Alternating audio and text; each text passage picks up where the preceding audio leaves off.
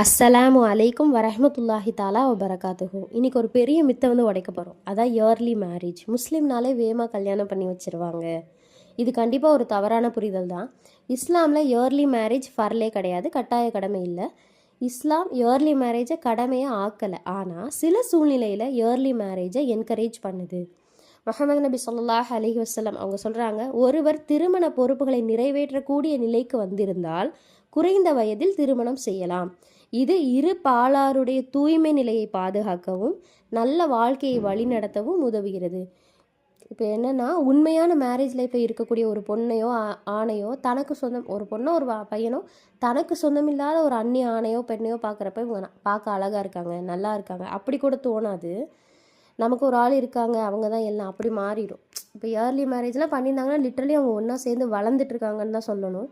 நிறைய பார்த்துருப்பாங்க. கஷ்டமாக இருந்தாலும் சரி, சந்தோஷமாக இருந்தாலும் சரி, அந்த பார்ட்னர்ஸ்க்கு இடையில வந்து நல்ல அண்டர்ஸ்டாண்டிங்கும் சேர்ந்து வளருது. எப்படி சொல்கிறது, ஒரு வலிமையான குடும்பம் உருவாகுது அப்படின்னு வச்சுக்கோங்களேன். ஆனால் நல்லா புரிஞ்சுக்கோங்க, இஸ்லாமில் மேரேஜ் வந்து இந்த வயசில் நீ கண்டிப்பாக பண்ணியே ஆகணும், இயர்லி மேரேஜ் தான் நீ பண்ணணும் அப்படின்னு சொல்லி இஸ்லாம் சொல்லவே கிடையாது. மேரேஜ் பண்ணிக்கணுன்னா 3 விஷயம் வந்து இஸ்லாம் வந்து வலியுறுத்துது. என்னென்னா, ஃபஸ்ட் வந்து மெச்சூரிட்டி. மேரேஜ் பண்ணிக்க போகிற 2 பேரும் ரெடியாக இருக்கணும். மென்டலி, ஃபிசிக்கலி அண்ட் ஃபினான்ஷியலி தயாராக இருக்கணும். ஒரு பொண்ணை கல்யாணம் பண்ணிக்க போகிற பையன் அந்த பொண்ணோட ஹலாலான தேவைகளை பூர்த்தி செய்ய முடிகிற அளவுக்கு கெப்பாசிட்டியும் அந்த பொண்ணை சப்போர்ட் பண்ணுற அளவுக்கு மெச்சூரிட்டியும் இருக்கணும். ஒரு ஆணை கல்யாணம் பண்ணிக்க போகிற பொண்ணும் அந்த பையனுக்கு சில கடமைகள் இருக்கலாம், கஷ்டம் இருக்கும், எல்லாத்துக்கும் துணையாக நிற்க முடிகிற மனப்பக்குவம் இருக்கணும். 2 பேருமே ட்ரூ லவ் கொடுக்கணும். ஈக்குவலி மென் அண்ட் உமன் ப்ரிப்பேராக இருக்கிற பட்சத்தில் மேரேஜ் பண்ணிக்க சொல்லி இஸ்லாம் சொல்லுது. செகண்ட் வந்து இஸ்லாமில் மேரேஜுக்கு பொண்ணோ பையனோ 2 பேருடைய பரிபூர்ண சம்மதத்தை வந்து இஸ்லாம் வந்து கேட்குது. இஸ்லாமில் ஃபோர்ஸ்டு மேரேஜ் ஹராம். வேறு எந்த சூழ்நிலைக்காகவும் கட்டாய கல்யாணம் பண்ணவே கூடாது. கட்டாய கல்யாணம் இஸ்லாமில் பெரிய பாவம், தடுக்கப்பட்ட ஒன்றுன்னு வச்சுக்கலாம். தேர்டு வந்து ஒருவருக்கொருவர் செய்ய வேண்டிய உரிமைகள்.